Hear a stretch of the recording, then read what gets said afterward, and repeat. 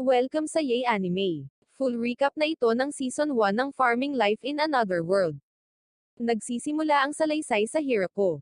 Siya ay napalapit sa Diyos mula nang siya ay inabandona sa isang nakaraang buhay at naging masama sa loob ng 39 na taon. Naniniwala ang Diyos na siya ay nagkaroon ng miserableng buhay matapos siyang pumanaw.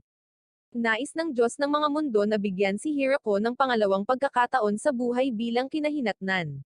Nais niyang bigyan siya ng malusog na pangangatawan sa kanyang mga sumunod na pagkakatawang tao, at natupad din ni Hirako ang kanyang kahilingan. Dahil madalas siyang manood ng mga programa tungkol sa mga magsasaka habang nasa ospital, nagpa siya si Hirako na gusto niyang maging isang magsasaka sa kanyang hinaharap na buhay. Bukod pa rito, pinagkalooban siya ng Diyos ng lakas ng isang makapangyarihang kagamitang pang-agrikultura. Pagkatapos ay sinimulan niya ang kanyang bagong buhay bilang isang magsasaka at naglaan ng ilang